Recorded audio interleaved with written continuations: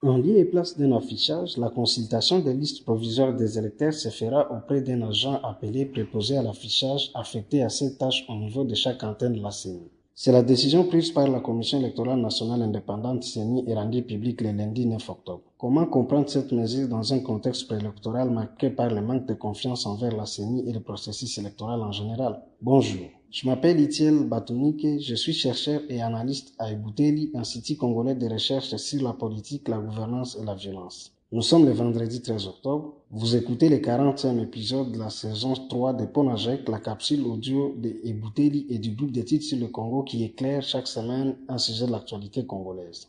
Le processus électoral en cours en République démocratique du Congo souffre d'une crise de confiance depuis son démarrage. De la recomposition de la Cour constitutionnelle à la constitution du fichier électoral en passant par la mise en place des animateurs de la CENI et les réformes électorales, l'opposition politique et quelques organisations de la société civile ont critiqué un processus électoral conduit dans l'opacité et le manque de consensus. L'affichage des listes électorales provisoires au bureau des antennes de la CENI et leur publication sur son site web sont une obligation prévue par l'article 6 de la loi électorale ainsi que l'article 19 des mesures d'application de la dite loi. En décidant de ne permettre qu'une consultation de ces listes auprès de l'agent préposé plutôt que de les afficher comme prévu par le texte et son calendrier, la CENI risque de susciter encore plus de méfiance au sein de l'opinion publique. D'abord, cette décision de la CENI remet une fois de plus dans le débat public la question de la fiabilité du fichier électoral. D'autant qu'après le refus de la CENI de tout audit supplémentaire du fichier électoral, l'affichage de ces listes était perçu comme une mesure susceptible de rassurer tant soit peu les parties prenantes. D'ailleurs, dans leurs recommandations, les auditeurs du fichier électoral mandatés par la CENI avaient suggéré de mettre les listes électorales à la disposition des candidats à la présidentielle sous une forme expurgée et en version électronique. Cette recommandation demeure lettre morte. La procédure de consultation que propose la CENI paraît restrictive, car au-delà de donner à chaque électeur la possibilité de se rassurer de n'avoir pas été omis de la liste, l'affichage aurait aussi permis à tout citoyen de relever les cas des électeurs inscrits irrégulièrement sur sa liste et d'introduire auprès du préposé une réclamation même contre les cas d'un tiers. En instituant la consultation plutôt que l'affichage des listes électorales,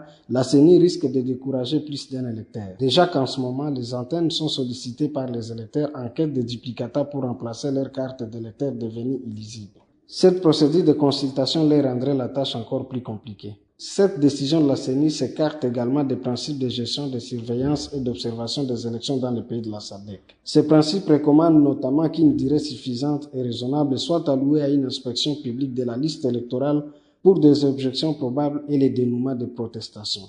Ne pas afficher les listes provisoires des électeurs cacherait-il une volonté de ne pas exposer d'éventuelles irrégularités du fichier électoral? Cette décision de la CENI ne trahit pas l'incapacité managériale, technique et financière de la Commission électorale à imprimer ces listes et à les déployer jusque dans ses antennes. En tout cas, cette décision de consultation intervient avec un retard de plus de 2 semaines si l'on s'en tient au calendrier de la CENI. De même, près de 8 jours après la prise de cette décision, aucun élément relatif à ces listes n'a été publié sur son site internet. Enfin, cette décision met en lumière les risques de déboucher sur des résultats électoraux controversés à la suite d'une multitude d'irrégularités sur le parcours.